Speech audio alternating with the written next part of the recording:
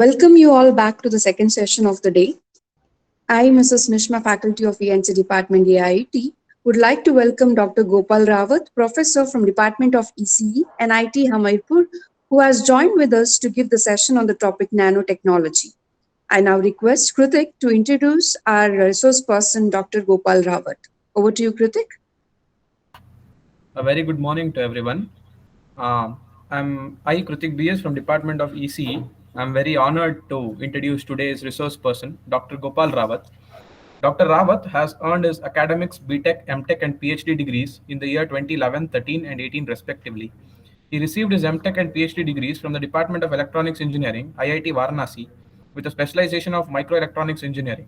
After completing his PhD in June 2018, he joined as an assistant professor in the Department of Electronics and Communication Engineering and is currently serving as a faculty member at NIT Hamirpur.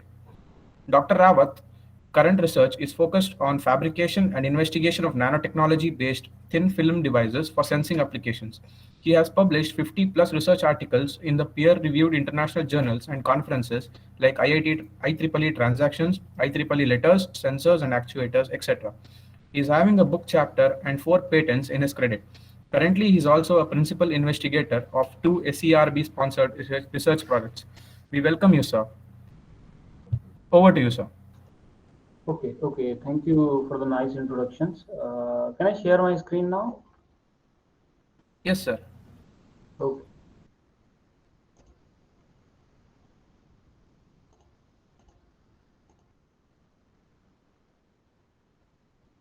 Let me know when my screen is visible to you all. I have shared my screen. Yeah. Is it shared? Are you able to see my slides? Yes, sir. Yes. Visible, sir. Yeah. Visible. Okay. Thank you. Just fine. So, yeah.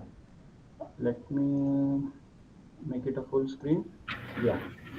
Hopefully my screen are visible and you are able to see them clearly and I am audible to you all. Now, before starting my session, let me again thank the organizing institutes and the organizing committee and team member for inviting me. So, as I have been told that most of the participants, as I can see, they are faculty members and there are some research scholars. So, I have planned my session for the topic nanoelectronics based thin film devices.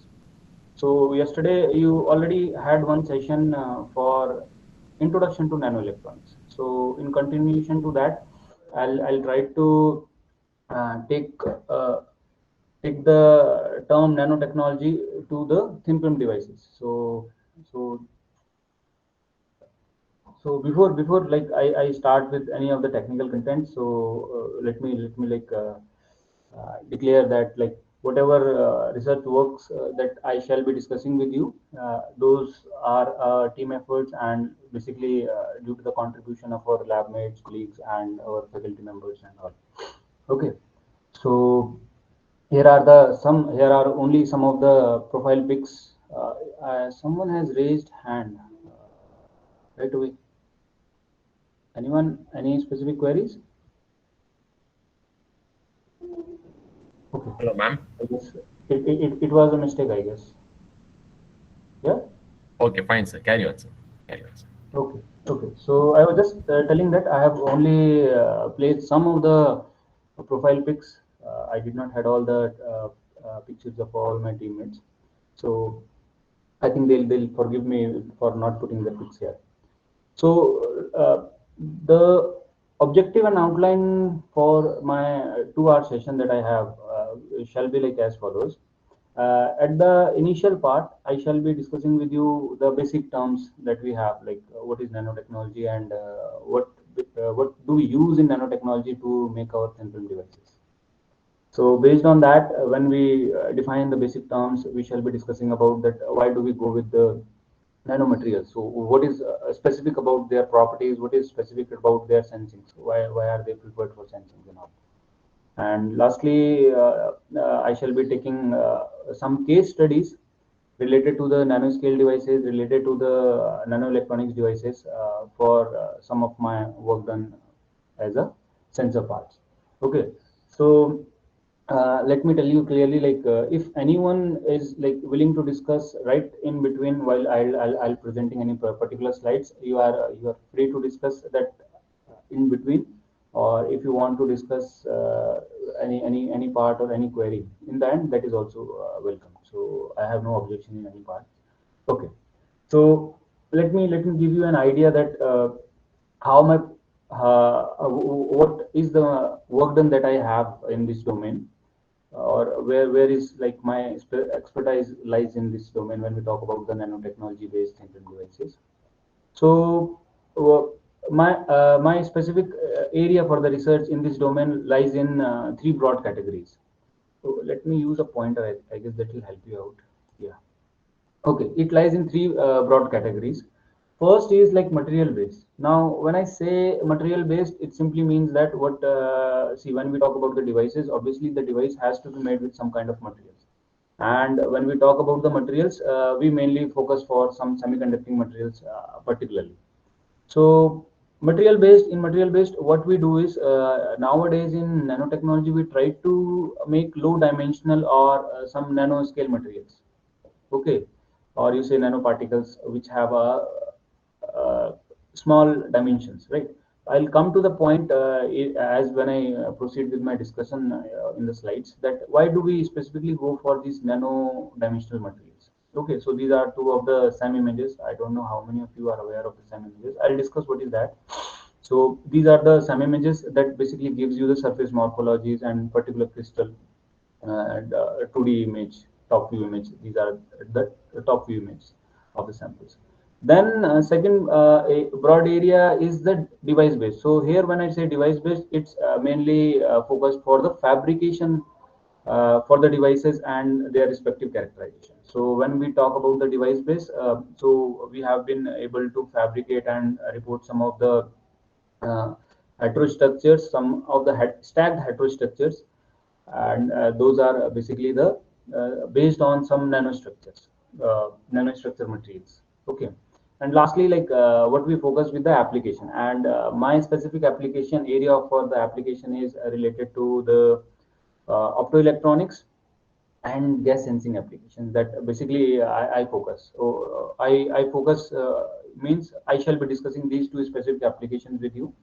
Apart from this, I have my area of interest for solar cell and all also, that specifically I'm working with in my project with that part.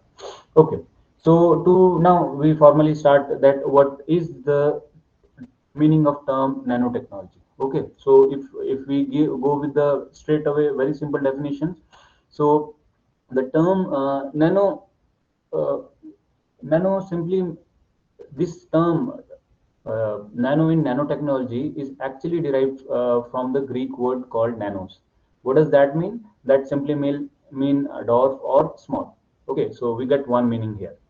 Then when we talk about this word nanotechnology as a whole, it simply refers to the particular technological goal for precisely manipulating atoms and molecules. Why do we do that? We do that in order to fabricate some macro scale products.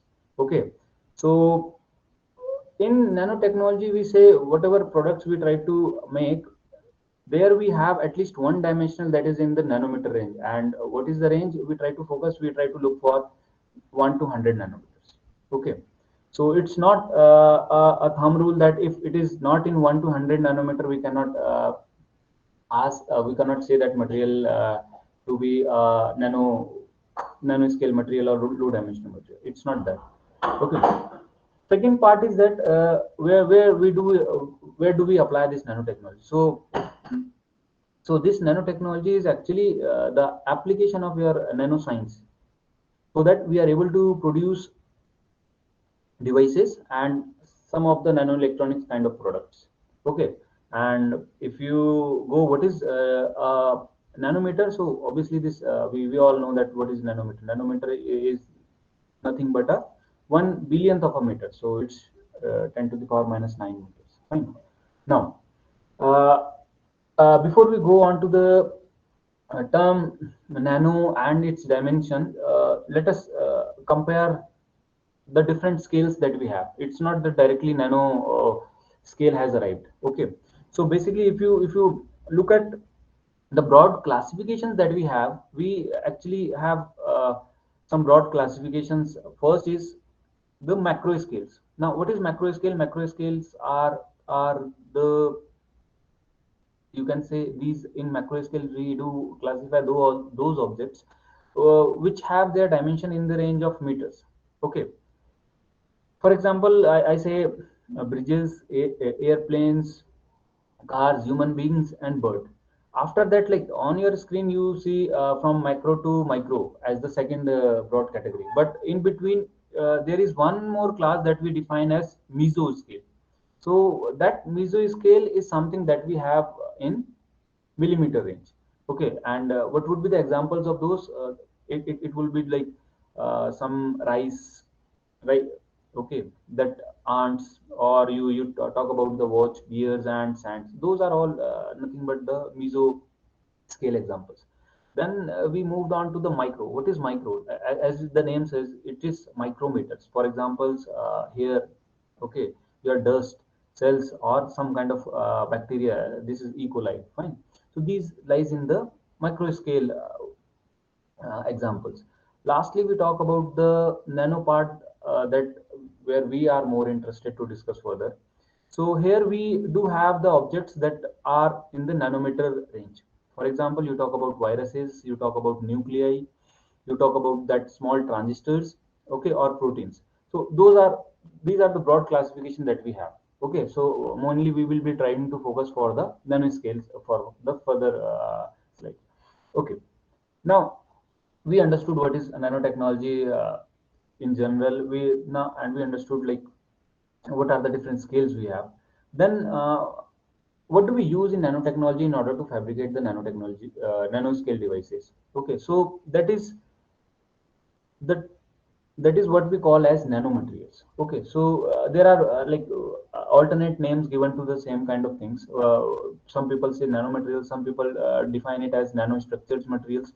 So the point is that these nanomaterials, or you say the nanostructured materials, these are in principle like they are set of some particle or substance, okay, which have at least one dimension in between 100 nanometer to 1000 nanometers. Okay, but you sorry but usually we say that something which is in the range of 1 to 100 nanometers, that defines as the nanoscale. Okay, so now when we talk about this, what is nanomaterials? So it's not that the nanomaterials are the terms, or nanomaterials are the things where we are doing research at the present era only. See, the studies on these, or the research on these nanostructure materials was known field in research way past back. If so, the first studies on the nanostructure was actually reported in 1964 by Wenger and Ellis. Okay, so they actually worked with some silicon nanostructures, and that is where we can know that these studies on the nanomaterials or nanostructure materials is not a very recent one.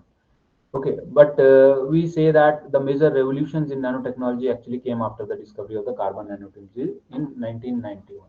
Okay, now when we talk about the some examples of these nanomaterials, the basic examples can be your, see, I have given some images. So this is the image of your nano helix. Okay, this is the image of the nano rings.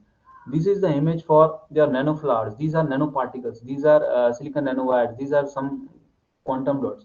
So what do we have? I said nanomaterials which have at least one dimension in nanometer range. So these are the HR SAM images, scanning electron microscopy images for different samples, where we see that their dimensions are in the nanometer range. Okay, now I'll initially, like, I'll take my slides in a simple manner, so that the persons who are not working exactly in the this domain, they also learn something. Okay, let me give one more a simple example of this nano. See, this is you can see what is you can recognize what is there in front of you on the slides. This is the map of our country, India, right? Now, when we what is that we see in the map? We see the population in the map. Okay, and can anyone tell me like what is the population of our country? Any rough figure? Anyone? Okay. See, let's say we have the population of our country as 138 crores. Okay, and you will see that there are some individuals which are placed outside this map. So what I mean to say, this map of our country is telling us the figure 138 crores, and these person you can treat them as individual, you and me. So we as the individual in this figure, that is 138 crore or so, are nothing but the nano version of it. That is so small. Okay, so if this is removed, a single identity is removed, or single individual is removed, then also that figure of the population remain approximately same. Fine, it's negligible contents. Another simple examples can be like in terms of, again in terms of rupees, I can explain that. See, if we have a figure of maybe 1000 crore rupees, okay, and if I talk about 1 rupees in 1000 crore, so that is nothing but a simple nano examples of it. Okay, so this is what we basically means by nano versions, or when we say about the low dimensions. Fine. Now, so let us proceed with some of the brief historical review that has taken place in the uh, nanotechnology domain. So when we talk about the historical review, obviously one name cannot be forgotten. It will always be mentioned. So this image is for the Nobel laureate Richard Feynman. He actually introduced the concept of nanotechnology in his speech on this top-down nanotechnology. So the title of his talk was actually when you, it is very famous and well known. He gave the talk on there is a plenty of room at the bottom. So so this talk was given in year 1959. Okay. So now if you are interested in like going through what was the main contents, so you can just Google it out, and you'll get this uh, link on the YouTube where you can learn something about what was there. Okay. He actually predicted that these devices and materials could someday be fabricated to atomic specifications. Okay, that was his visions. But when we talk about this specific term nanotechnology, so this nanotechnology was actually coined by another person called Norio Tinguchi, and he actually coined this term nanotechnology in 1974. Okay, so it's not that the term is not very old. Okay, now like this, if we proceed, there are n number of developments that have been taken place in the historical review. So one significant development that took place was in year 1980, where where the scientists were able to develop this electron microscopy. Okay, so this led to the major advances in the nanotechnological domains. Okay, with the invention of the electron microscopy. Now, then we have another key term that we call that we call it as the nanoelectronics. Okay.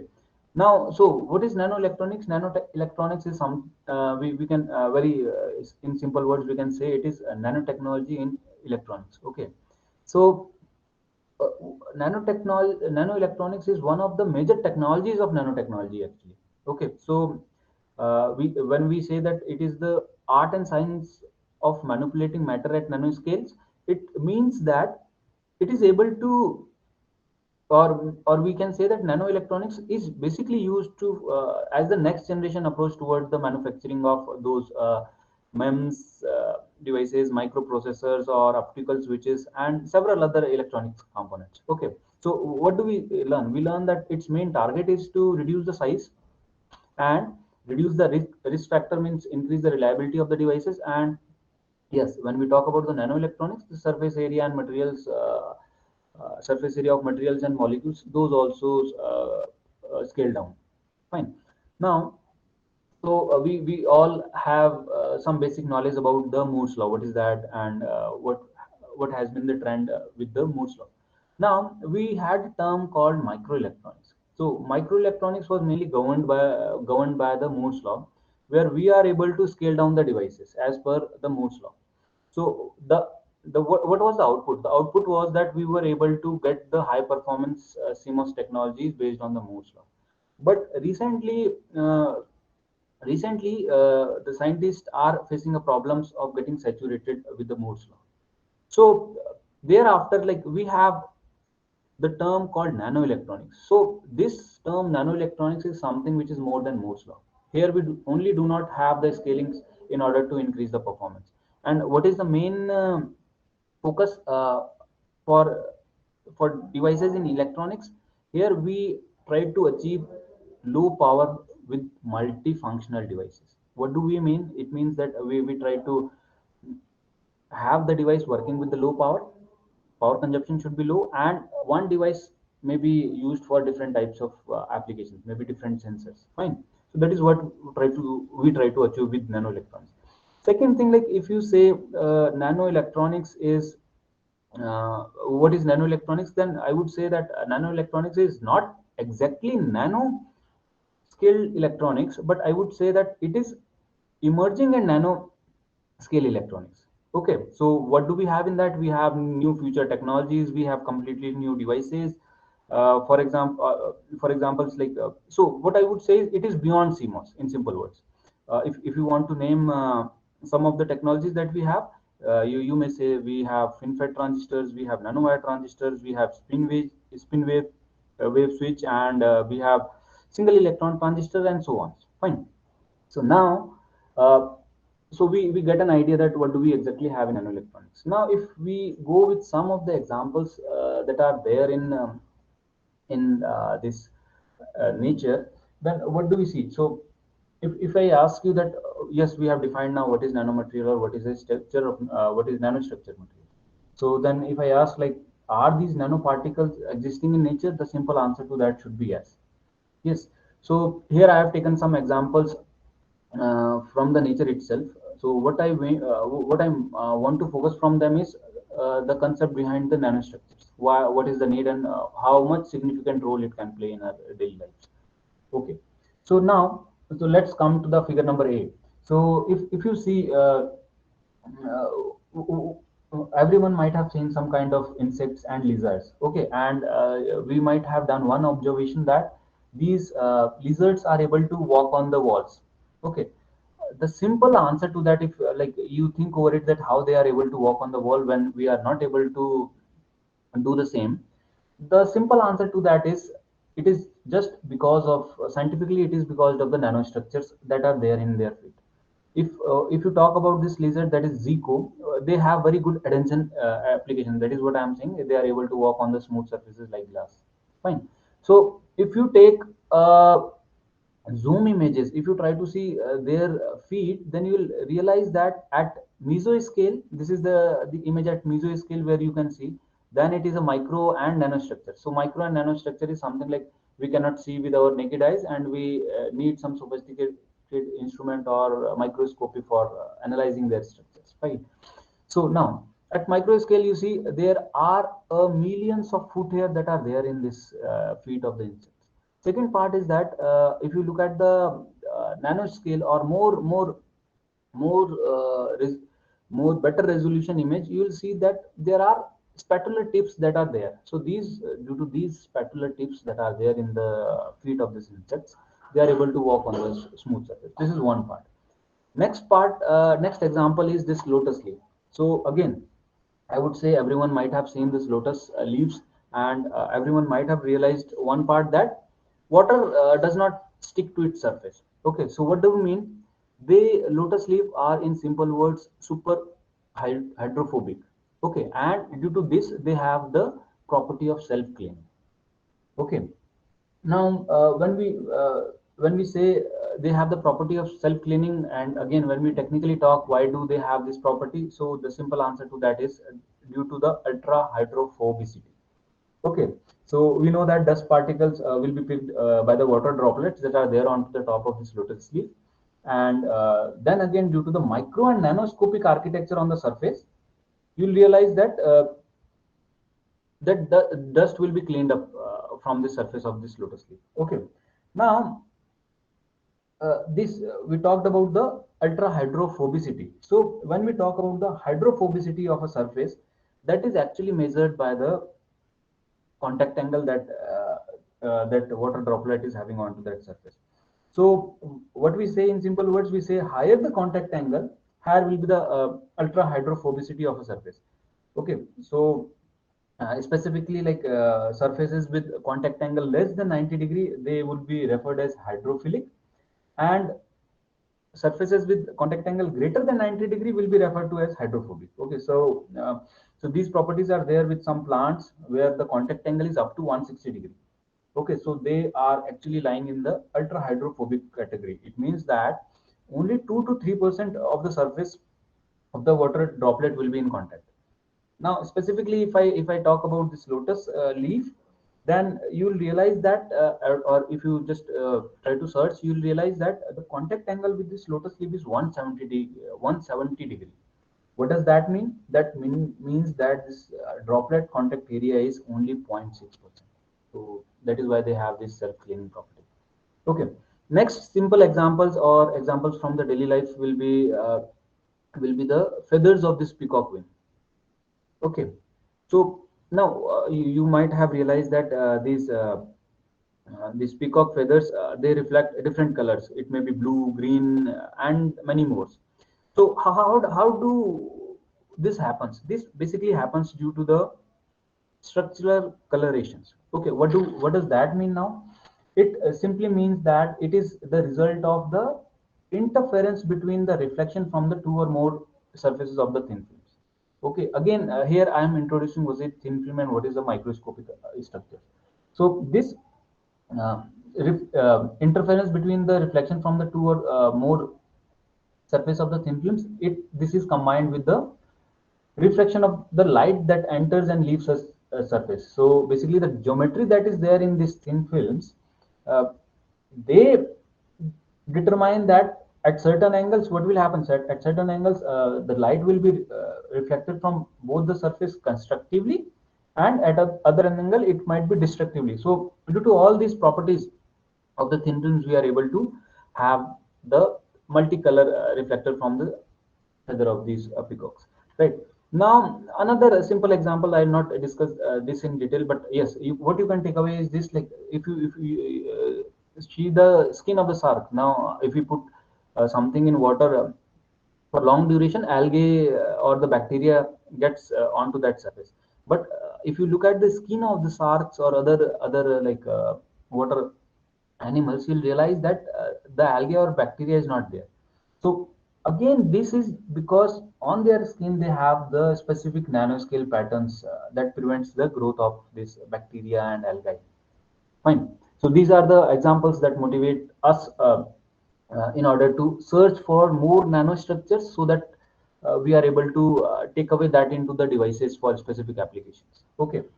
So what I would say from this specific slide is that nanotechnological scientists who are working in these domains, they actually try to copy or they try to get motivated from these natural nanoparticles in order to make new materials that are useful for different applications. One simple point. Okay. Then now, so that was the motivation that we get from the nature. So if you get motivated from the natures, you can also publish papers and continue your research. So that will be appreciated. What I means by this slide. See, so this is a work done by Zhao in year 2012, and see what we have. I want to discuss the bio inspired material and devices with this slide.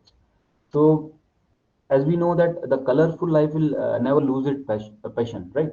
So when we look at this, so what this you can see, these are different natural occurring, maybe flowers, maybe insects, or some sea animals.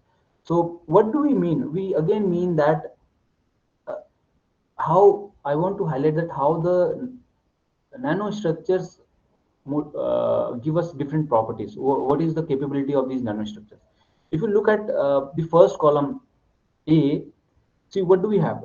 We find that it is some plant flower. Okay, Hibiscus specifically, we have that technical term for this flower. So what do we see? If you look at the small resolution image of this or the HRSAM image of this, it has actually one dimensional grading. Okay. So similarly, if you look at this B column, what do we see? We have one dimensional, sorry, sorry, we have one dimensional periodicity in the form of these multi-layers. Okay. So this is widely existing in some insects, birds, fish, plants, and leaf. Or okay. Similarly, if we go with the column C, what do we see? We see some discrete one-dimensional periodicity again. So that is the main reason that these butterflies' wings are able to give us different bright colors. Okay, we bright butterflies or the moths, we say they are basically like famous that they have different colors in their wings. Okay, so again that is due to that discrete one dimensional periodicity of the nanostructure that is there. Okay, similarly, if we go with the column D figure, what do we have here? We have two-dimensional gradings. Okay, so again this two-dimensional grading is again used for some anti-reflection and self-cleaning properties. Okay, yes, some insect do have these kinds of nanostructures. Okay, for example, butterflies also have some butterflies also have some these kind of structures. Again, column E would be is having, it is having two-dimensional periodicity in the form of cylindrical voids. In the form of cylindrical voids. So this is there in some sea animals. Okay, then column number F. What is there? Again, the column F is having a closed packed spheres.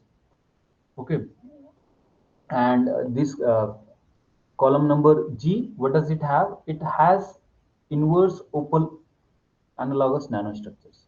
So if you don't understand like what is happening here, you can simply take away a message that uh, different nanostructures are capable of providing you different uh, applications or the properties. So multi-scale nanostructures, they would impart unique properties in so here we have self-cleaning, here we have maybe better chemical sensitivity, better light emission properties, and so on.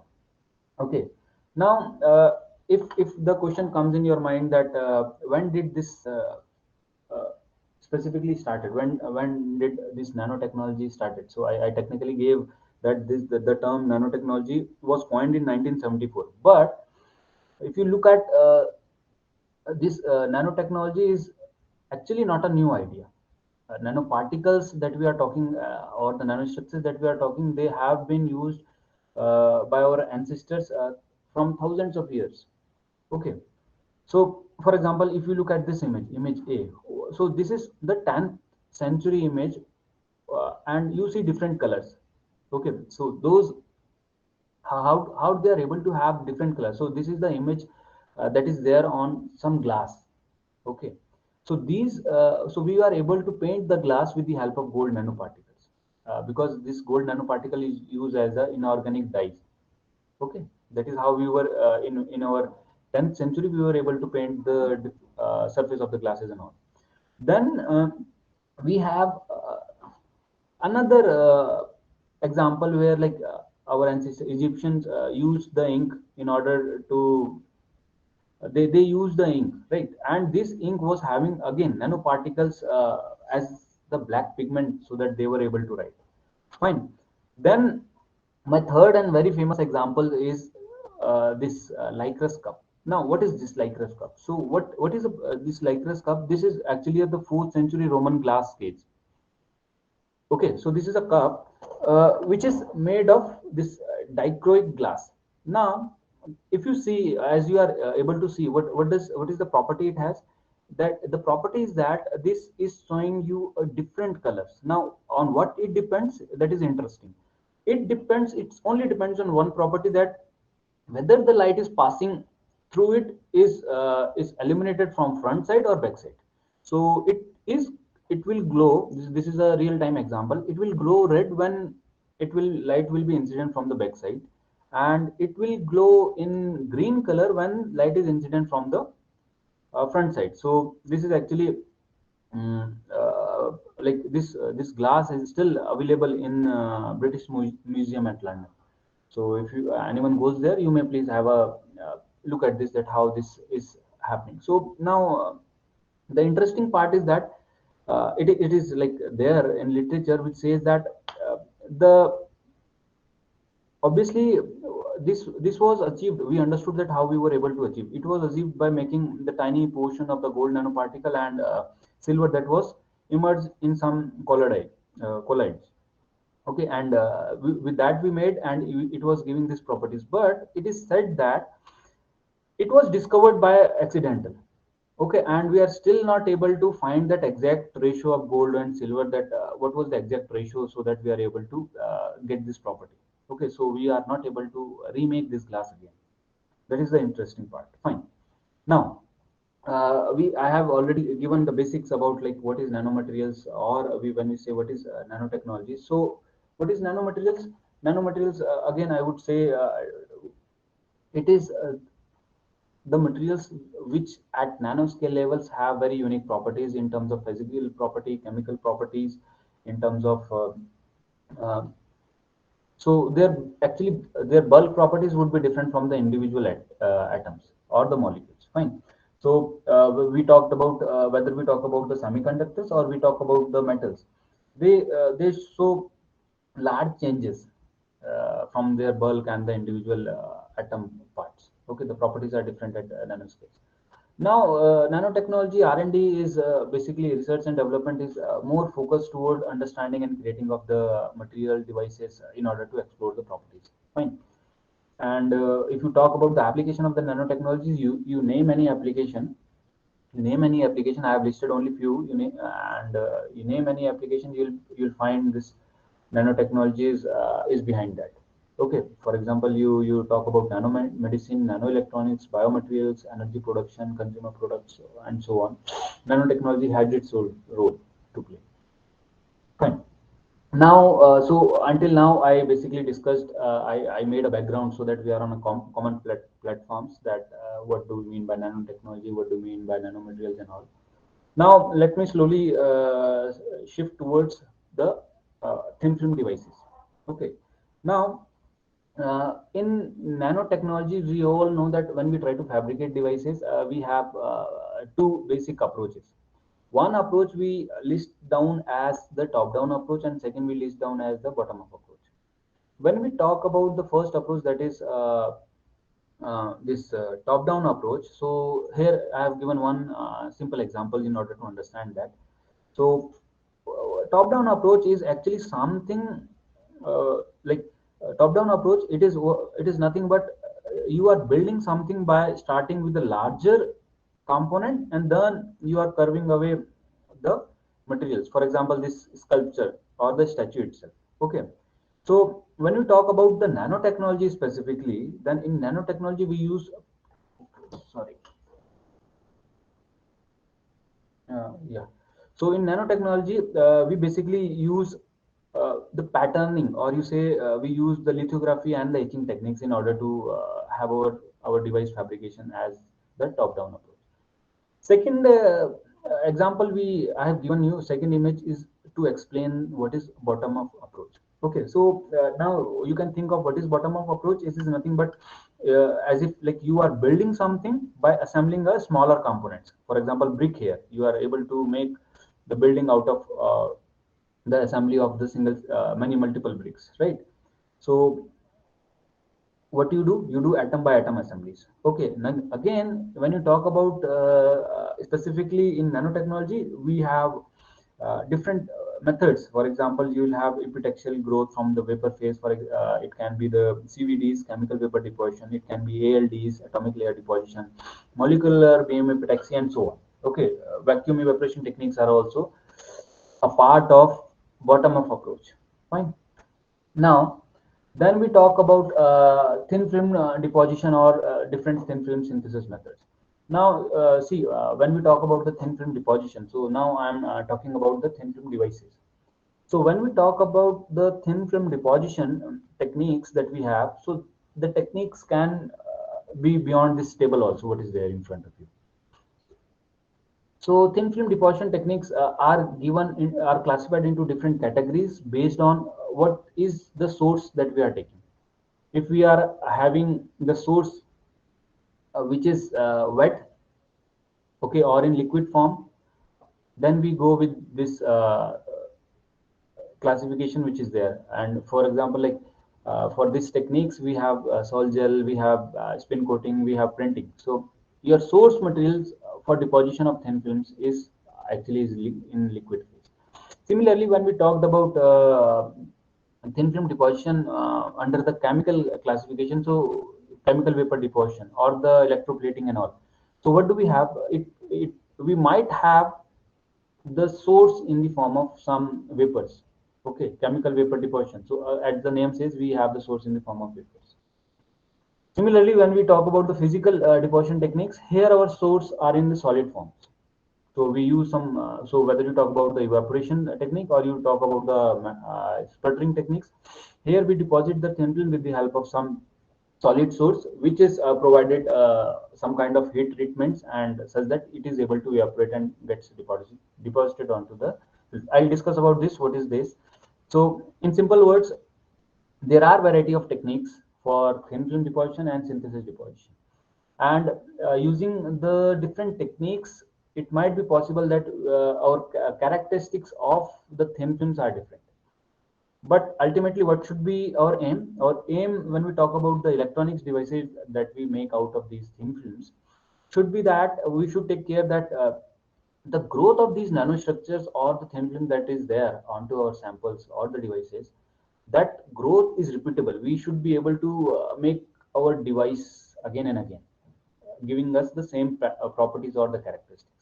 And obviously, cost is one parameter that we should do prefer that the cost of the devices that we make should be of low cost. Fine. Now, so in order to discuss, let us say I have given two techniques here. One is out of this wet classification and one is out of this physical classifications. So this is just to give you a brief about like how what are the simple merits and demerits if we choose different classification or if sorry not classification but if we to choose different techniques from different classification. For example, this is the electron beam that was there in right, this was the image, and here I have another image in order to discuss it in detail. So this is the physical vapor deposition techniques that we have. In electron beam deposition, what we have a source can be solid metals or wires also. So then we use a high energy electron beam and we focus onto that source such that this solid materials or source materials get into the vapor forms, and here on the top we have a samples, and on onto the samples that material gets deposited, and with the help of some crystal monitors and all, we are able to monitor the thickness how much it is. So this all deposition is actually done in very high vacuums.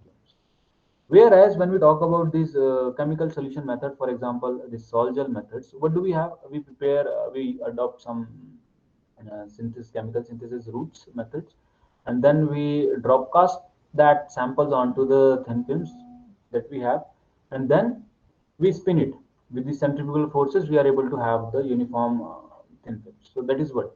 Now the merits and demerits, like it's not that which method should we go. Okay, it depends that what is your priority. Obviously, the electron beams methods or the physical, every deposition methods would be having their own limitations. For example, you talk about the sol gel methods, it would be very low cost, and the eco-friendly and easy doping is possible. The problem is with you need to optimize the film thickness and all. Okay, and secondly, this spin, this is not done in the open or the vacuum environment. So that atmospheric environment that you keep around or the cleanness that you keep around will affect your thin films.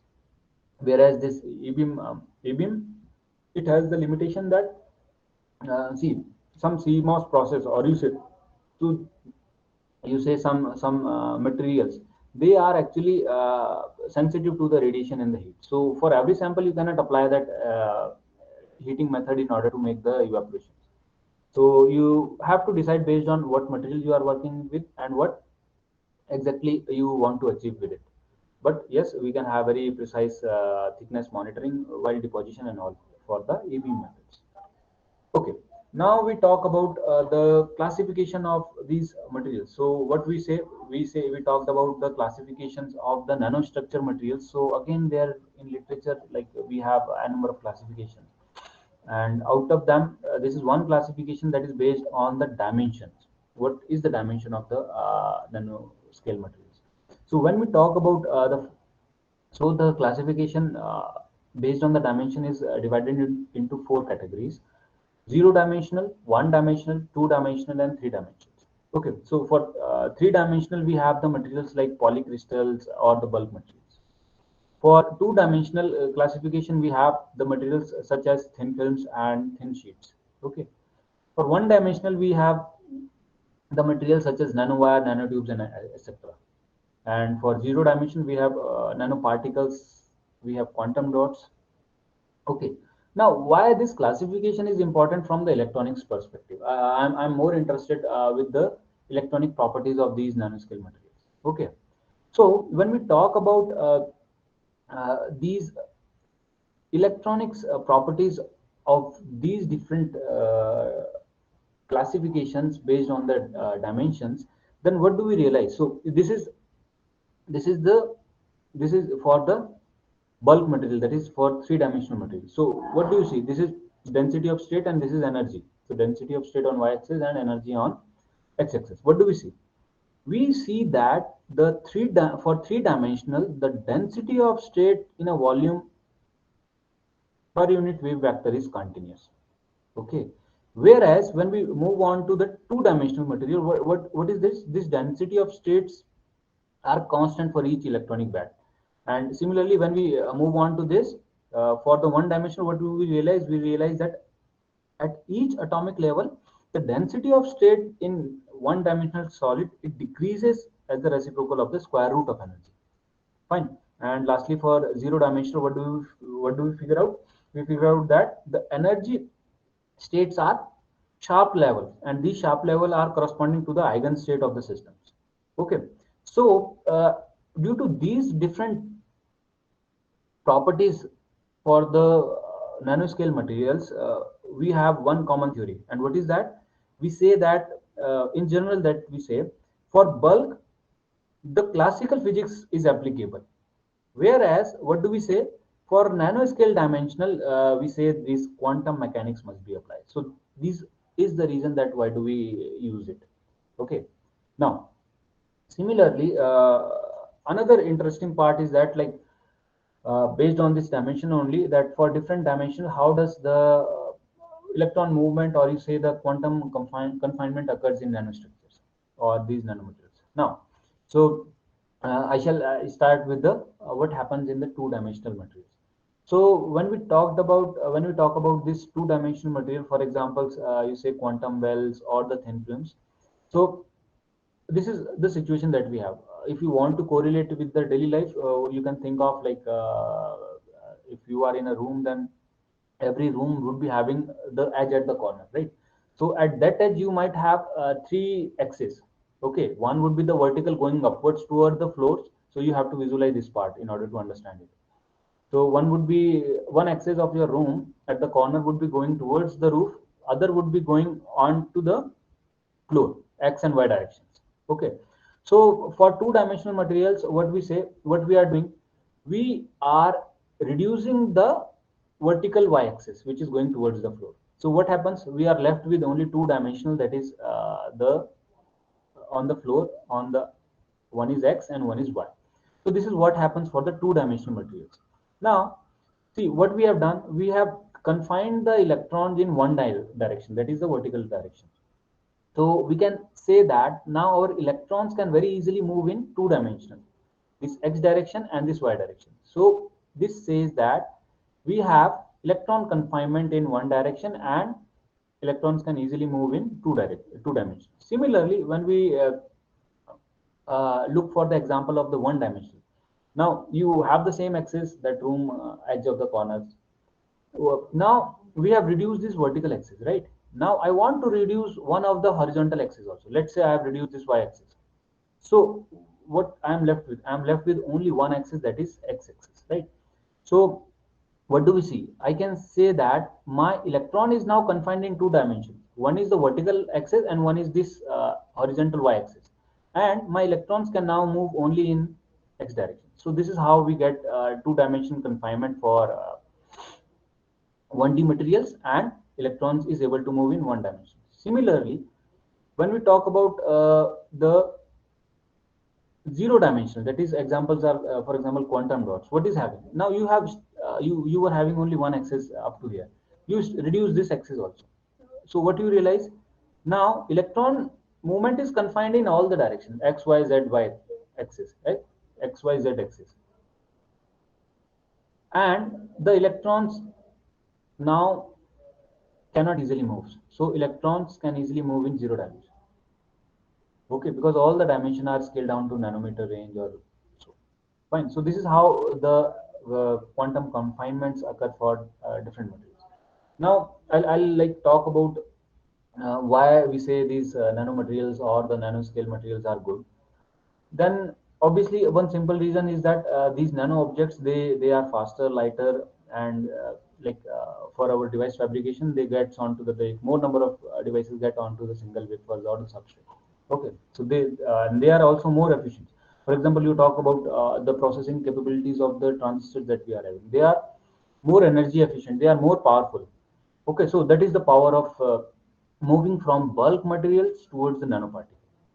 Okay, so when we talk about its advantages, so every person would be like looking for different takeaway from these nanoparticles. Uh, in terms of electronics engineers, you might be interested in the electron band gap. Due to that, you might be using these nanoparticles for more energy efficient solar cells. So when we move from bulk to nanoparticles, these electrical properties, magnetic properties, hardness properties, or you talk about say antibacterial properties, surface properties, all these properties get modified. Okay, that's why and modified that too in positive sense, and that's why like we say the smaller are better. Fine. Now we have been using these nanomaterials, different nanomaterials and different nanostructures for various applications. So I'm not specifically targeting any application right now, but you say sensing applications. Now, for sensing application, there should be one key part. What is the thumb rule that we have? For sensing application, our surface area to volume should be more if you want to have a good sensor. Okay, so in order to explain that, what do we have? Uh, See, what do we have? You have two images right in front of you. One is for the first one, that is a cuboid having a dimension of 2 mm by 2 mm. Okay, so what we do, let us cut this cuboid into 8 pieces, each having a dimension of 1 mm cross 1 mm. Right, now I want to calculate the surface area and volume for both the cuboids. If I calculate the surface area, you apply simple mathematics. What will be the surface area for this cuboids? Height, width, multiplication of height, width, and number of slides and number of cubes. So that is 2 cross 2 multiplied by 6 sides it has, and number of cubes is 1. Similarly, if I calculate the surface area for this one, what will be the surface area? It will be 48. Okay, so this is, I told you that how do we get this 48, right? Now if I calculate the volume, what will be the volume? So I know what is the volume. Volume is height multiplied by width multiplied by length and multiplied by the number of cubes. So for this cuboid, if I calculate the volume, it is 8. And for this cuboid, if I calculate the volume, it is also same, that is 8. So now, if I take simple the ratio of the calculated surface area and this volume, what is it turns up? It turns up that my ratio, surface area to volume ratio, is 3 in the first case, where my dimension was 2 cross 2 mm. And for smaller pieces, my surface area to volume ratio has increased to 6 now. So what does it tells us? It simply tells us that when we go to the nanoscale versions, my surface area has increased. Surface area to volume ratio has increased. Okay. Now I'll give you one daily life examples. For see what is this? You might have done the experiment like you take a glass of water, you use some powder, okay, and then you pour that powder into this glass of water. What you'll realize, that it will get dissolved in this glass of water. Fine. And now I want you to observe the dissolving rate for the two cases. Second case is there where like you take a solid tablet and you put that in the same quantity glass of water. What you will realize is that this tablet will take longer in order to get dissolved in the same quantity of water. So this is the simple message that I want to give, that the smaller particle size or nano powder form will be dissolved in your glass of water very easily. Again, that is only due to this surface area to volume ratio. Fine. Now, what do we have? Like when we talk about why we go with nanostructures, then the material properties will be very much different depending on the size of the material. So that's why if you talk about the electrical properties, the conductivity would be modified at the nanoscale versions or the nano dimension. If you talk about the magnetic properties, porosity will be modified, catalytic properties, surface area, surface to volume ratio gets modified. If you talk about magnetic mechanical properties, your strength gets modified, that we all know, right? So if you talk about optical properties, the light emission, absorption, fluorescence properties all gets modified. Okay, similarly, like spherical properties, selectivity gets modified, biological permeability gets modified, and chemical, obviously the reactivity gets modified. Fine. Now again, so this is one of the reported work by Khan in 2017. So see, what is this? This is I just want to highlight that why again nanostructures and what is the important. So see, what is this? We all know this is a piece of gold. Okay, in India we mostly use for holy purposes and all. Now, what is the point of highlighting gold here is that we all know that bulk gold will look yellow in color. Fine. Now, if I reduce this bulk gold into smaller pieces now, I want to reduce the dimension of this bulk gold that you have. So if your gold will be in particle form from anywhere in the dimension with 30 to 500 nanometers, you'll realize that it will be turbid, crimson to blue. Okay, and it will have some metallic properties. Whereas, as I keep on reducing the size of this same piece of gold, for example, if I have gold particles in 3 to 30 nanometer, it will be red and metallic. And if I go with the dimension of 1 Armstrong, it will be colorless. So the point is that, and see, look at this part here at this dimension, less than 1 nanometer, my gold is non-metallic. But when I increase the dimension, the same materials have the metallic properties. So this is the beauty of the devices at low dimensions. Now, uh, another part is that this was about the dimensions. Okay, so yes, going from bulk to a powder form has one property. Another is what kind of shape that nanoparticles is having. If it is a nanorod, okay, then you can change the aspect ratio, and then you can have different light emission properties out of this solution. If you have, in place of nanorod, if you have nano shells, if you change the shell thickness, then also you'll have the different light emission properties. Similarly, you change the structure to nano gauge, or you change the percentage of gold that is there in the solution, you'll have different light emission properties. So this is the beauty that these nanoparticles are having. Now, another simple thing comes to our mind, that how does the different, in terms of electronics properties, what is the origin of these properties, how the properties are modified. Some part I already explained at the time when we were discussing about the classifications, right? Again, we go with simple energy band diagrams. Let's say we have a bulk metal. So we know that for metal we will be having conduction band, valence bands, and these two bands will be closely lying bands. Okay, so yes, my conduction band will be unoccupied in an unoccupied state, and the valence band will be in occupied state. Now I have this bulk metal, and I just decrease the size of this bulk metal from A to B. B is smaller than A. So what happens in terms of energy band diagrams? As there was closely lying bands for the bulk material at nanoscale metals, what you'll have, there will be a separation between the valence band and the conduction. So this is the main reasons due to which we say the electron motion become confined and quantization sets in at nano scale. Okay, whereas for bulk we were having unbounded electrons that have the motion that is not confined. Fine. Now, in terms of electronic properties, like this is standard theory that you might have read somewhere or you might be working on it. So what we have, what it says that as the size becomes comparable with the de Broglie wavelengths of the electrons, the particle property of electrons converts into the wave-like properties that will result in the carrier confinement. Okay, and owing to their intrinsic wave-like nature, electrons can tunnel quantum mechanically between the two close adjacent nanostructures. Okay, so that is the main reasons for the origin of these properties. Fine. Now we talk about different characterizations, like on in nanotechnologies, what are the different methods that we explore.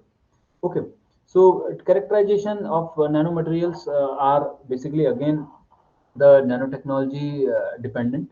So what does the characterization simple means is that let me explain you that characterization in like wood is meaning that you want to analyze something.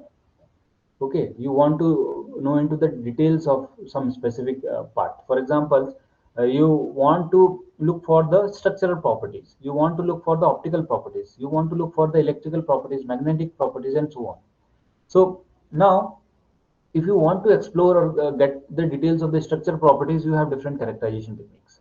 Okay, for example, if you want to know the morphology, you have ICM, optical scanning, electron microscopy as the measurement techniques, uh, AFM, atomic force microscopy as the measurement techniques. Then if you want to know about the crystal structures, then XRD is one technique, transmission electron microscopy is one technique.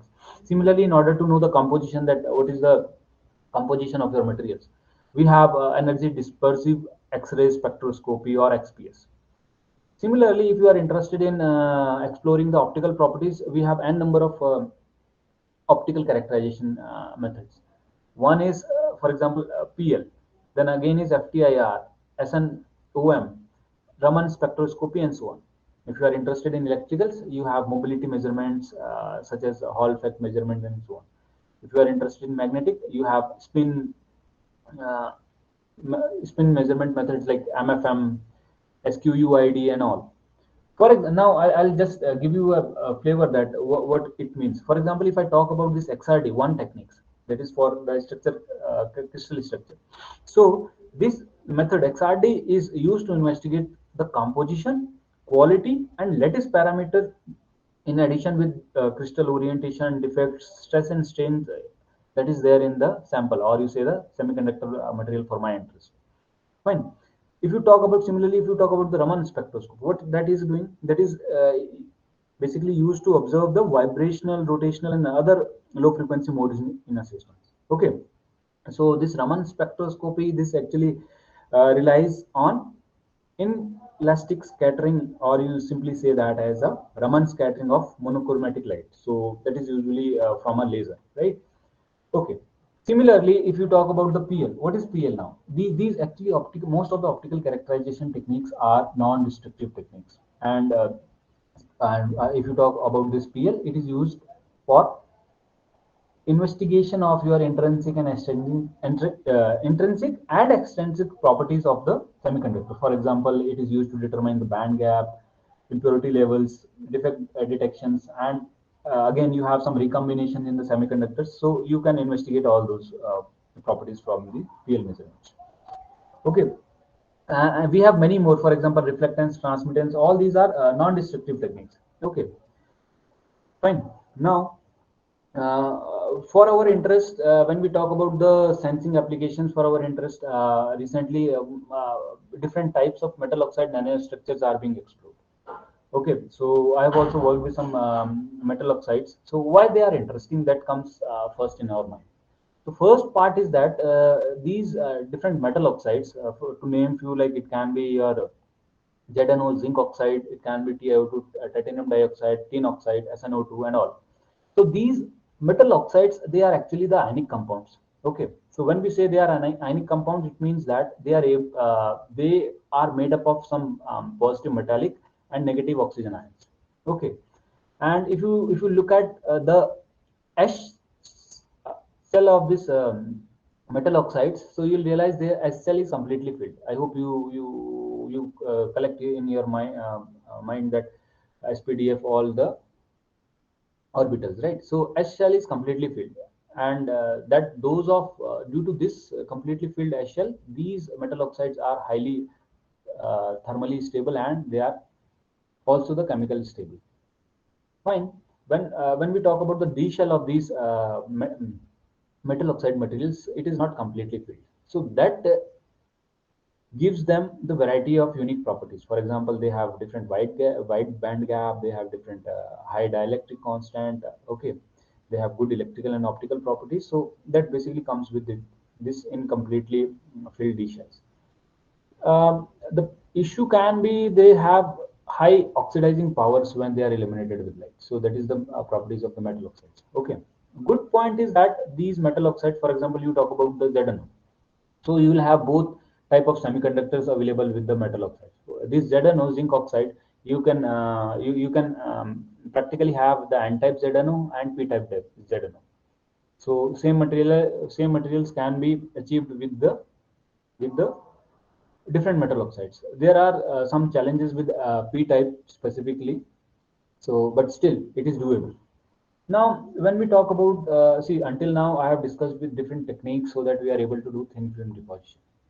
So it's not, everything is not very smooth, no matter how refined nanotechnological approach or instruments, sophisticated instruments we have. There are some challenges in every area. Okay, so I'll give you a flavor of the challenge. One challenge, for example, you have a substrate. Okay, your substrate is some semiconductor, let's say silicon, or you can take glass, any substrate, and then you have a overlayer. So this is silicon substrate, and let's say you have zinc oxide to be deposited onto that, on top of that. So what do you have?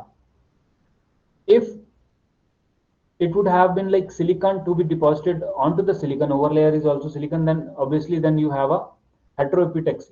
It means that their bonding will be very good. But as I said, that let's say you have silicon on as a substrate and you have zinc oxide on the top of that substrate. So there, due to the different materials that we are working with, you'll have a mismatch at the interface, and this mismatch is the biggest challenge in order to grow the smooth surfaces. Okay, so why this mismatch? This mismatch is, at one point it is obvious that the two materials that we are trying to grow onto the layer by layer, the two materials will be having their different lattice constant and different thermal expansion coefficient properties. Okay, so due to that we do have some defects at the interfaces. Now, different researchers have tried to overcome some kinds of defects for in order to do that. They are growing the seed layer, buffer layers. Okay, so that they minimize these defects. But this is one of the challenges that we have. It means that it's you when before depositing any material onto the substrate, you have to look for these basic properties, whether they are matching or not. Okay. So, if we talk about the present state of the art, like where this nanotechnology is taking these nano electronic devices, so every researcher might have their one individual domain where he's working. It can be, for example, some material scientist would be working with different materials. It may be organic material, compound materials, or total inorganic materials, or some kind of hybrid materials. So this is one domain that nanoscale devices are being explored. Second can be from electronics perspective. Some engineers can be like you can explore different device different devices with different device architectures. It can be your heterojunctions. It can be your PNP, NPN transistor configuration. It can be CMOS, FETs, MOS configuration. It can be simple diode configuration, Schottky, MSM, and all metal semiconductor metals. Okay, so traditionally, people were trying to see their sensitivity, their fast response, and all. But nowadays, as per the demand, what we want to have more new concepts added on to the smart devices. They should be smart. They should be flexible. They should be self-powered, consuming very less power, and they should be intelligent. Fine. They should realize when not to operate and all, so that self-destruction is not there. Fine. Now I shall be discussing about. Now I'll proceed with some of the case studies so that you do get an idea about like how thin film devices are actually fabricated for this specific application at least. Now, before discussing about the optical sensors that I have fabricated, let me tell you that there are different figure of merits in order to analyze the mm, devices that we do for the optical application or the devices that we fabricate for the optical application. These are only some of the figure of merits that I have listed. One is spectral responsivity. So if you see what is that, it is simply the ratio of the photocurrent to the incident optical power, and it is expressed in amperes per watt. On the other side, other parameter says selectivity. So what is selectivity? It is the effective response width, FWHM, of the responsivity spectrum. Okay, how selective photodiode or optical sensors you are able to make. Time response is again very key parameters in order to determine the stability and the response speed. How fast my sensor would be responding and how easily it would be recovering back. Fine. Then quantum efficiency is one parameters that is defined as the number of carrier produced per incident photons. So it is nothing but 1240 multiplied by responsivity by divided by the wavelength in nanometers. Then we have another as detectivity, which is minimum optical power required for producing the photocurrents. Okay, then we have Planck's relation, which gives the relationship between the wavelength and the energy. Fine.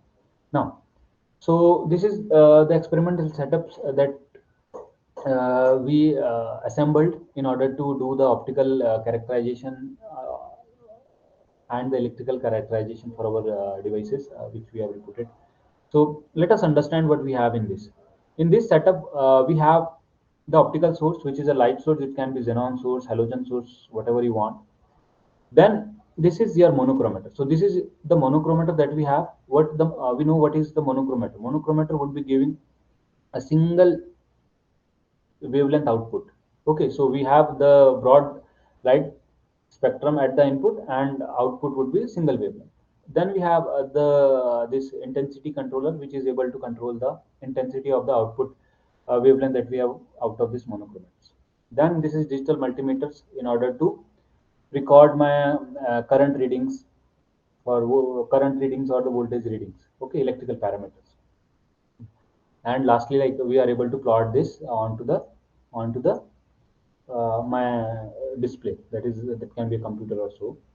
So there are some important things, like you should have a precise measurement for what is the intensity that you are able to have. So for that we have power meters and all, and that we took from the Thor labs. Okay. Now, specifically for optical sensors, one area of research that have been quite focused in recent past is the UV photodetectors. So, if you talk about the UV photodetectors, yes, the fabrication of the UV photodetectors have been received quite a significant attention, and the researchers are focusing for their low cost fabrication, for low energy consumption, higher spectrum selectivity, and high responsivity. If you look at the UV photodetectors, and if you look at the UV wavelengths, so what do we see? We see, if you look at our atmosphere is able to protect us from the ultraviolet C rays and B rays. It means UV rays are further broadly divided into three ranges: UVA, B, C. So UVA is something which after penetration of our ozone layer reaches the atmosphere, and we all know that UV overexposure to these UVA rays are harmful. So we need to make sensors for UVA specifically. So this is one part. Now, if you look for the material candidates that are available in literature for fabricating different UV detectors, so there are again n number of materials. Okay, if you want to make a UV detectors, what you need to focus? You need to focus what band gap does it have. If you want to make a UV detectors, okay. I think that was a mistake sound that I heard. Okay, no worries. So the key point is that for what wavelength you want to make a photodetector, that will all depend on the band gap that you select. So for example, if I say you want to make ultraviolet A rays detectors, so the band gap you have to choose is somewhere between three band gap of the semiconductors you have to choose somewhere from 3.1 to 3.8 electron volts. Okay, for this range of band gap you have n number of materials. Again, I have listed only few. For example, ZNO, gallium nitride, titanium dioxide, and so on. Fine. So depending on the wavelength you want to be detected, you select the band gap. Similarly, you can also make some semiconductor alloys. So this is all available in the literatures. Okay, so you should be able to get a knowledge that what is the band gap of this material, and for what wavelength it should be applicable. Fine. Now, on the other hand, there this QD is quantum dots that we are using in these optical sensors. Obviously, I was talking about that small is good, so that's why recently this quantum dot also have attracted quite significant attendance attention, I mean. For example, if I want to make ultraviolet rays detector, photodiode only, then what is that we have this UV rays which are having very high energy. You remember the Planck's relations? They have very high energies. And what about the wavelength? Wavelength is less. So it might be from 290 nanometer to 400 nanometers. So based on this relation between the energy and wavelength, you know what is the band gap requirement for the semiconductors suitable for this photo detection. Okay. So for this, we have ZNO and the carbon quantum dots, which are widely used for this wavelength range. So it means your band gap would be somewhere 3.3 electron volt or so. Similarly, you can have other quantum dots, CDSC, CDS, and all, in order to do the visible light detections. In order to do the IR and further more other light detections, you can have the suitable band gaps. So here the band gap would be for PBS, it would be more compared to the ZNO quantum dots. Fine. So that is how we select it. Now, just I'll give you a very quick understanding of what is a quantum dot. Now, quantum dots are again they are the semiconductor nanocrystals, which are made out of the like they are made with a combination of the transition metals and the other metalloids. Okay, what I mean to say that unlike the ordinary bulk semiconductors, the quantum dots are extremely small in size. First part. Okay, so they are in the nanometer range, and if you look at the classification that we discussed, they lie in the zero dimension category. Okay, so due to the small size, it leads to the confinement of the excitons, that is electron hole pairs, right? Examples can be CDSC, PBS. So these are all quantum dots. Now, what is the important property when you look at their absorption and emission? They occur at specific wavelength that would be related to the size of the quantum dot. I mean the particle size of the quantum dot. For example, here I have image of CDSC quantum dots, cadmium selenides. So the particle size, the material is same in all these samples. Here the cadmium selenide is 2 nanometers. Here it is 2.5, then 3, then 3.9, then 4.2.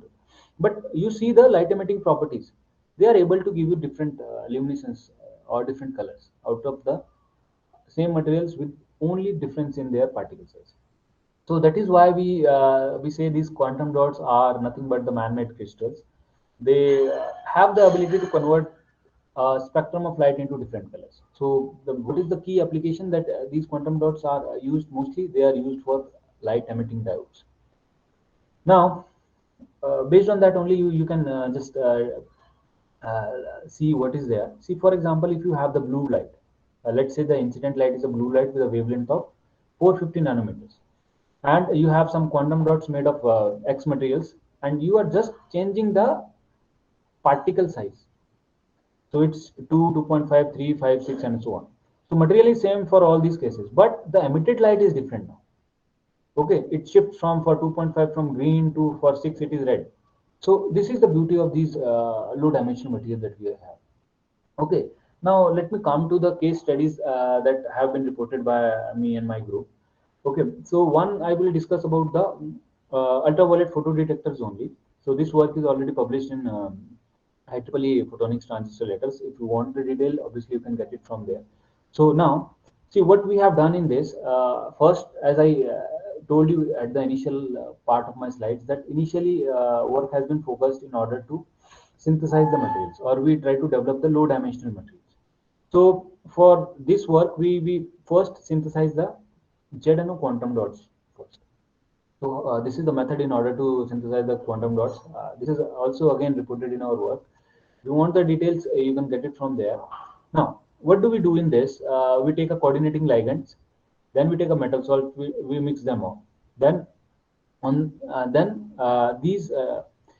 these mixing is actually done in some inert atmosphere. It can be nitrogen, it can be argon, and so on.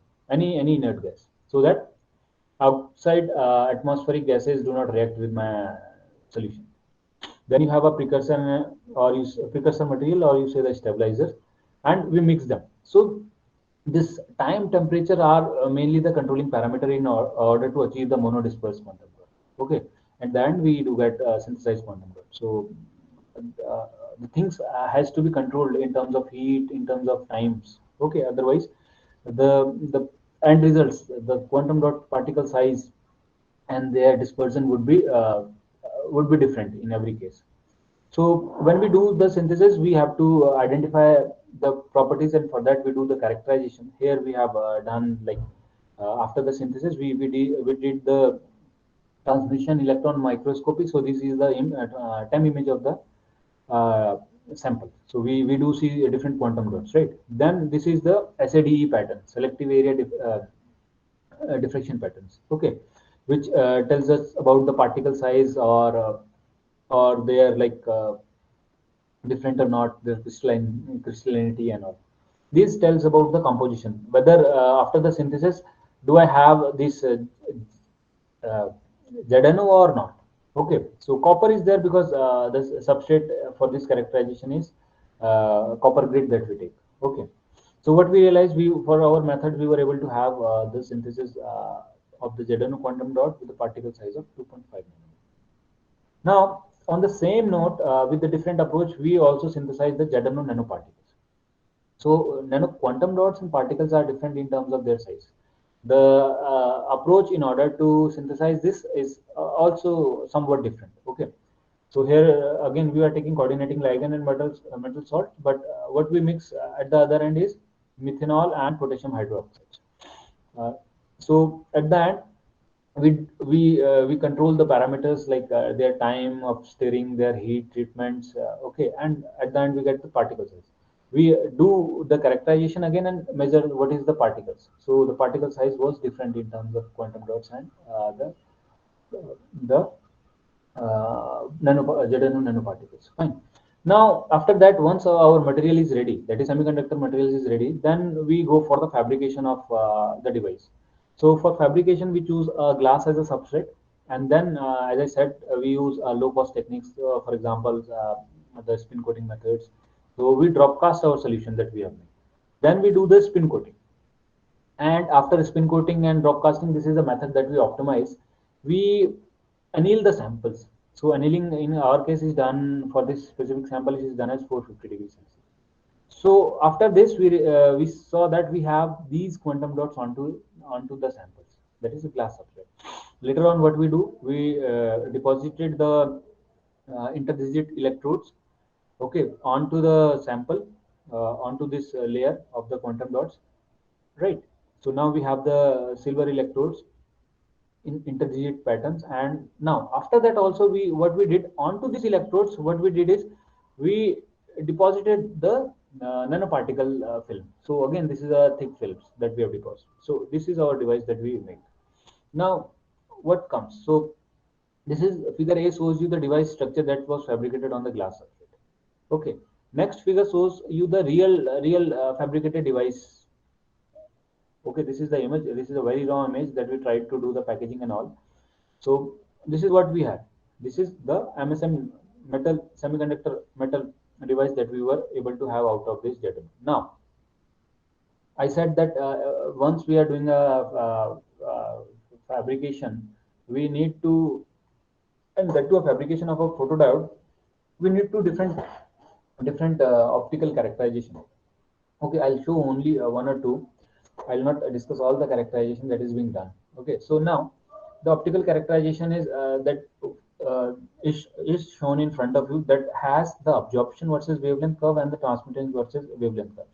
Now this was intentionally done, that we deposited this ZNO nanoparticle layer on the top. The reason for that is just to ensure and have the spectrum selectivity. And look at you look at this selective region, that was 25 nanometers.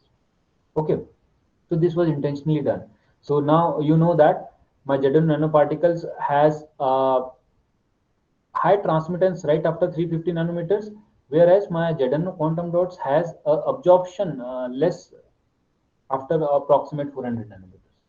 So this was the reason for saying the spectrum selective of 25 nanometers. So this is we uh, observed that our photodiode would be doing this wavelength detection. Fine for this. Now what I discussed till now was like how I fabricated the device. Now let's do the electrical characterization. Okay. Now in order to do the electrical characterization, obviously our key parts are that we do the electrical measurements, right? So since it is a photodiode, obviously I have seen, and it is on the glass substrate, then I have to illuminate my light onto this sample, because this is a photodetector, right? So there are two cases. In first case, I do the front illumination. Okay, so this is the illumination from the top surface. What do we observe here? We observe that uh, this is the light that is illuminated onto the samples, and since I have ZN nanoparticles which are thicker than this quantum dot or the active layers, so what is happening? There is scattering of light onto this layer, right? So what is happening? Lesser light is being so there is lesser light penetration that basically uh, goes to this ZN quantum dot layer. Due to that, what we were able to have, when we do not have this top layer of ZN nanoparticles and we try to do the responsivity versus wavelength measurements, then we had this curve, black curve. Whereas when I had put up this nanoparticle layer on the top, then the responsivity had drastically reduced. But what has happened? One good thing has happened here. Good thing is that I could see the spectrum selectivity. It is now more spectrum selective. Although I had a compromise on the responsivity, but spectrum selectivity has increased. So this is where we said that this nanoparticle layer is acting as a filter layer in this case. Another thing is that obviously that comes to our mind is, since this is a glass substrate, we can also illuminate this sample with from the glass slide. So when we do that, what will happen? Now look at this. What is happening? My light illumination is directly onto the active layer, that is this ZNO quantum dot, and my nanoparticle layer is on the top, which was scattering light there. So again here also it will be scattering the light, and due to that what will happen? It will back scatter the light, and then again ZNO quantum dots or active layer will be getting more light onto that layer. So due to that, what we observed that when we do not have this nanoparticle layer on the top, at that time our responsivity was this lesser, shown with the black curves. When we inserted this nanoparticle layer, then the responsivity had increased and the spectrum selectivity remains the same in both the cases. Okay, why that is happening? Because here it is acting as the scattering layer, so which is reflecting light back onto the active layer, ZN quantum dot layer. Thus, we are able to have more current in the device, photocurrent. Okay, so these are the time response measurements that we have done. So this is done in order to calculate the response time of our device, in order to calculate the the stability of our device. Okay, now so if you look at the figure number 1, okay, where for this figure what we did, we eliminated the light from the front, top illumination is there. So what we saw, there is a filter effect. Okay, and in figure number B, what we did, we eliminated the UV light from the back side. So what we said, in that case there was a scattering effect due to which what was there, due to which the current magnitude had increased due to the scattering effect, right? Here in a case the current was reducing due to the nanoparticle layers, and here it was increasing due to the nanoparticle layers, because it was acting as a filter. Top layer, that is ZNO quantum dot, was acting as a filter here, and here it is acting as a scattering layer, which is adding a scattering effect. So the point is that the Jordan nanoparticles that we used on the top, that was actually acting as a filter layer and acting as a this scattering layer. Due to that, I was able to change my responsivity and spectrum selectivity. So if you say selectivity, in one case I was getting 25 and in other case I am getting 49. So it is almost double fold. Similarly, if you talk about the responsivity, I would have 5.9 responsivity in case of the front illumination, and whereas it is 20 amperes per watt in case of the back illumination. So it is again almost like four times or less. Fine. So the point or learning from this is that we can use the ZNO nanoparticle layers in case of photodetectors for improving either the spectrum selectivity or the responsivity of the detectors. Okay, and that will be depending, like you do the front illumination or the back illumination. So based on this analysis that we did, we compared our results with the literatures, and that we identified that our MSM device was superior in many facts. Okay, its peak responsivity was increasing, its applied bias was 2 volts, and the FWHM was also like acceptable. Fine. Now these responsivity might also change and depend on the light intensity that you are giving. Okay. Then if I talk about another work done, that is reported by my group, so it is for the thin film based self powered photo detectors. Now the work done, or the device that we made for this work, is like got the cover page or the cover image for IEEE Journal of Quantum Electronics. Okay, so now let's discuss what is this, what is there in this work. Okay, the first part is that what is self-powered photodetectors. We need to understand that part first. When we talk about the self-powered photodiodes, so what they mean, as the name says, self-powered. It means that they are self-sufficient to operate. Okay, whether you apply external power or not, they should be able to operate it. It means that uh, they do not need any external source in order to operate them. Fine. Now, how does this happens that they are able to operate without any external power source? The reason for them are these are two listed reasons. One is that their internal electric field is used to separate the photo-excited electron hole pair. Remember, we are talking about the photodetectors. Okay. Then their self-powered photodetectors, they work with the which operates in the photovoltaic short circuit or open circuit modes. So I'll give you this message with the help of the image that we have. See, what we have is in our traditional photodetector, what we have a basic photodetectors, and the where the photodiode is operated in the reverse bias condition. So this is what we have. Whereas when we talk about the self-powered detectors, the battery is missing in this case. This battery is not there.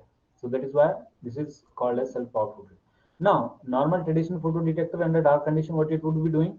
It would not be giving any output. Same goes for the self-powered photo detector. But as it is a photo detectors, uh, traditional photo detectors, when you operate it in the reverse bias, it will give you some output across the load.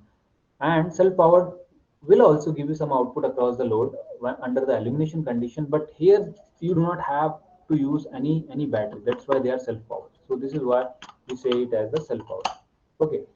Now in order to fabricate the self-powered device, we again used the method, we again synthesize the new materials, cadmium selenides, quantum dots. So I'll not go into the details for this material, but yes, we already have the reports, this results reported for this works. You may cross check from there also. The point is that what we were able to do, our CDSC what we observed after the synthesis and characterization of this quantum dots, that the particle size is 4.3 nanometers, and uh, our CDSE is having a sharp luminescence peak at 612 nanometers.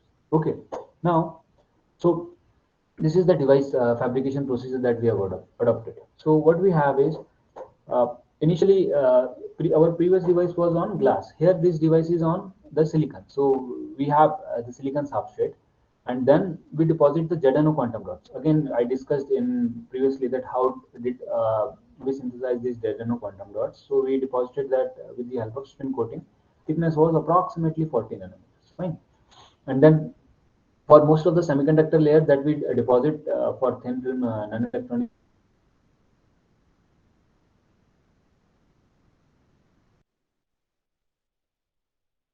Then onto the top of this deposited quantum dots, we deposit the N-type CDSE quantum dots. So this is the N-type material that we have. ZNO and CDSE, they are N-type semiconductors. Fine. Again, we also anneal this material at 80 degrees Celsius. Different materials would be having different annealing temperatures. That is the literature that one needs to do before starting up with the device fabrication process. Fine. Last, we have the electrode deposition. Here in our case, we did the gold electrode deposition, and thickness for the electrode was approximately 18 nanometers. Right. So this is the device structure, and this is the real time device that we fabricate. Right. Now, as it is silicon, so this device can be eliminated only from the top surface. Okay. Right. Now, when we do that, we are when we eliminated the light from the top surface, we are able to do a electrical measurements, and we get a current density versus voltage. Fine. So what do we see? We see that uh, when we were using this ZNO quantum dot, then we had this red curves. Whereas without ZNO quantum dots, we had this inset figure. So you can obviously see the difference in the sensitivity that is there in the two devices. Okay. The reason for this is that because in this device structure, this ZNO quantum dot actually work as the electron transport layer. Okay, electron transport layer, it simply means that they would be helping in order to flow the electrons, and would be blocking the hole flow. Okay, so the idea is that what if you look at the response time of this photodiode with ZNO quantum dots as the ATL, it is 17 times higher. Okay, the response is more in case of the ZNO quantum dots. So again, this is one part that we were able to do it. Again, in order to compare our device with other reported works, we do calculate the figure of merits, for example, responsivity, detectivity. That is what we have done with the help of these standard equations. This is responsivity, this is detectivity, right?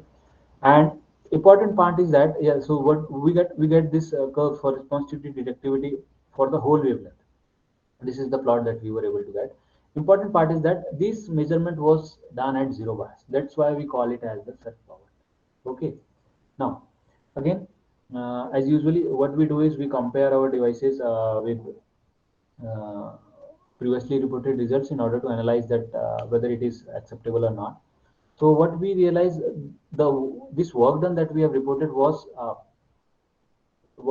good one in compared to literature, because this was a self-powered. One important point.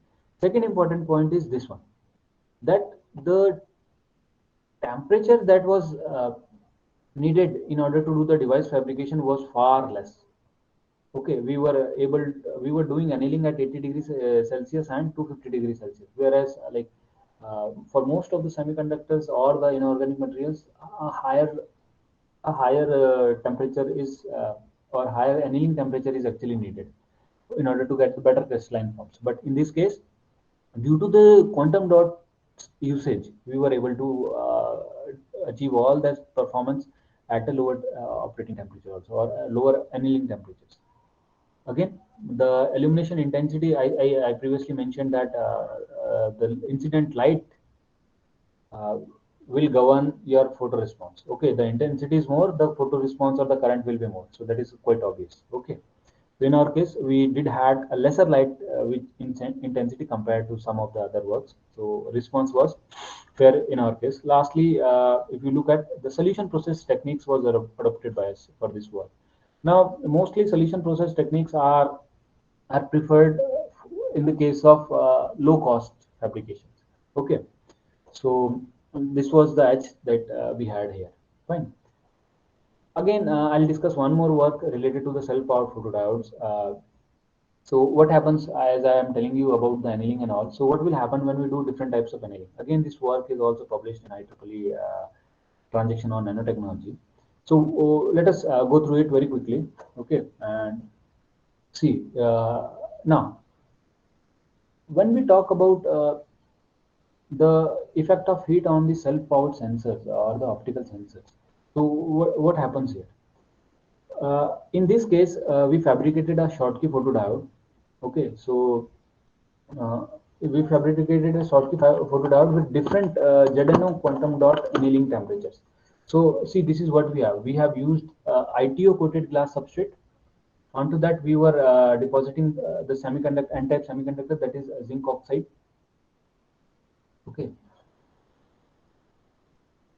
We used the low cost techniques spin coating method and had grown 14 nanometer of thin film thickness. And this is what we have done. We have exposed our semiconductor, this N-type semiconductor, for three different annealing temperatures.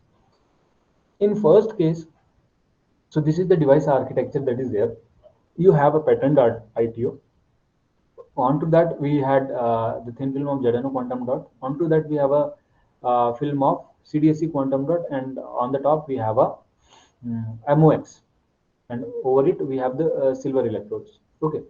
So this is the device structure in all the three samples is same. The only part is this ZNO quantum dot annealing temperature. Here we have 350 degrees Celsius. Here we have 450 degrees Celsius, and so on. Okay. So moly oxide, MOX is moly oxides, which is again spin coated for 8 nanometer thickness. And lastly, we have a electrode for silver with 50 nanometer thickness. Now, again, when we look at the photo response of this fabricated device, let us see what happens here. See, in our case, when we see the three samples, look at the photo response. So I say this A, figure number A, is giving us the device number A. This is labeled at B device, this is C device. So what happens here? When my annealing temperature is 250 degrees Celsius, look at the photo response. For A device, I have maximum photo response. Follow these black curves, filled black curves and empty black curves, I would say. In second sample B, device for sample B, look at the photo response. It has reduced. And what has happened in this case? I have increased the annealing temperature. And in third case, what has happened? The photo response is further reduced. That is something that we can analyze from the current density versus bias plot. Now, what is the reason behind this? Because material is same, structure is same, only the annealing temperature is different. So this is the main part that we have to analyze. When we look at this, see what is happening is this is the curve that I discussed, that we have the photo response of three samples on in this curve. The reason for this is very simple. I have been talking about the nanostructures, right, at the initial part of my slides. So here, that is what is happening. For my sample A, because the annealing temperature was 250 degrees Celsius, look at the particle size. The particle size that I was able to measure was 4.42 nanometers. Similarly, when I increase the temperature from 250 to 350, what happens? My particle size has also increased. It is 8.74 now. And further, I increased from 100 more degrees Celsius. Again, the particle size was increased. So the annealing temperature is different. Annealing time duration remains the same for three samples. So what do we get it? The particle size is changing. All this is for the ZNO quantum dot layers, right? So what I mean to say is that as I increase the temperature, what is happening? My particle size is going from 4.42 nanometer to 13.89 nanometers. Okay.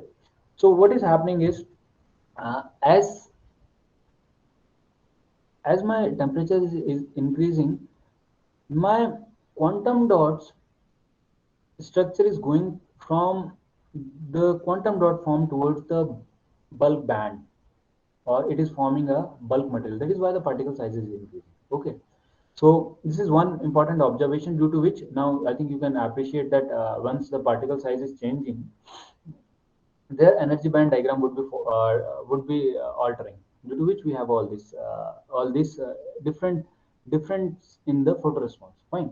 Now, so this here we were able to have a, the time response through which we were able to calculate the the sensor response time. Okay. And this was again optical characterization or electrical characterization, where we were able to see the response of our photodiode for full wavelength from 300 to 800 nanometers. Fine. Again, we compared it with the results, and what we see is that the see what is that for the sample where the annealing temperature is lowest, we get the faster response. Okay, so in terms of efficiency also it is more, in terms of responsivity, detectability. So all most of the figure of merits for our photodiodes are better for uh, low annealed temperature samples. So that is just only because the part structure quantum dots structure was lesser, or I had a low dimension onto my samples. Fine. So the point is that second important observation that you might have done is that I have used MOX with AG contact. So that is because this combination MOX uh, and onto top of that AG layer, silver layer, that is actually equivalent to the gold electrode. So this was taken in order to do that. Okay. So I don't think I'll carry now. I'll try to conclude. So if I see if I talk about some of the basic parts rather than taking my discussing more case studies. So in this way, there are some other reported works also by us. If you are more interested, you can go through it. So before ending my presentation, I'll quickly talk about some of the challenges and some conclusion done from the uh, research. Okay. So the major drawback that we realize is that the organic materials based cell-powered photodetectors, they do require high temperature preparations. Okay, so which can be minimized by using this colloidal quantum dots. Okay, because the preparation is lesser. Fine. Then someone is raising hand. Someone is saying something. Do is there any issue? The person left the meeting. Okay. See, yes, what I was telling you is that this use of high temperature can be avoided by use of the colloidal quantum dots. This is one part, because their preparation temperature is requirement is low. Second is that this use of colloidal quantum dots with organic materials, they may further reduce the operating temperatures. Okay. Now, so what we learned is that the optical properties of the quantum dots, they are highly dependent on the size of the quantum dots. Okay. So similarly, the electron transfer rate is also the function of the quantum dots. That is what we saw with the annealing, different annealing temperatures, because the crystal size was different, right? And these colloidal quantum dots, they do show the optical response in visible light due to the band gap that they have, and they are suitable for photo detection in the visible light spectrums. Fine. Okay. They are also suitable for photo detection application, specifically in the self-powered photo detector, or you say the spectrum selective photo detectors. Okay. It is recommended that these colloidal contaminants all, if you go with the spin coating techniques, drop cut techniques, your cost for the device fabrication will be low.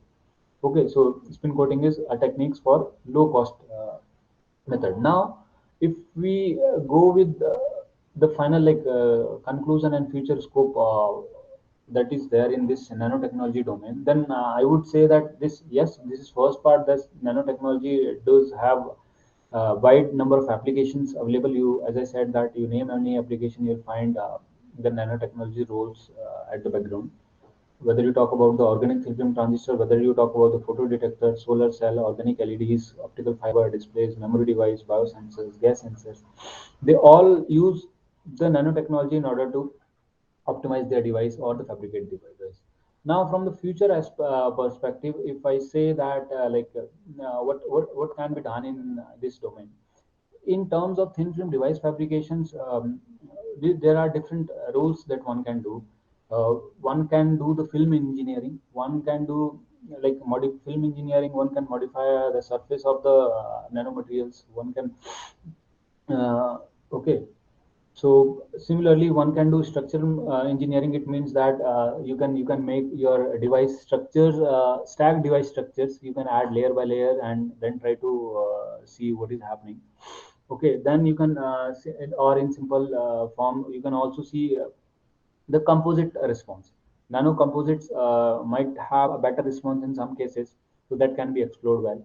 Okay, so there are different materials from which you can make the composite. Okay, so that analysis has to be done, and that might be quite significant.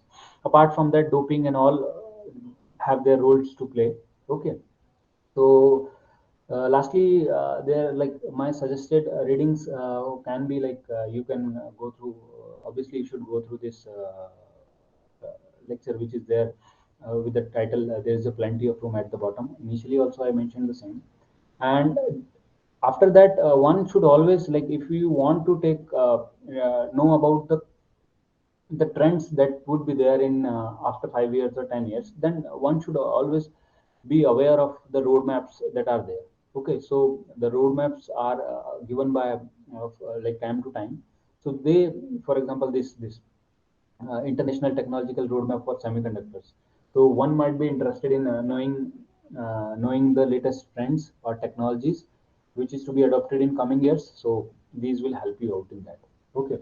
So with these last words, I thank all the participants for patiently listening to me, and I would like to like end my talk with the acknowledgement to all the funding agencies which obviously sponsored us or which provide us the financial support in order to carry out our research, CRB, DST, AICTC, our academic institutions. Okay, so with these last words saying the next big things is really very small. With these last few words, I thank and conclude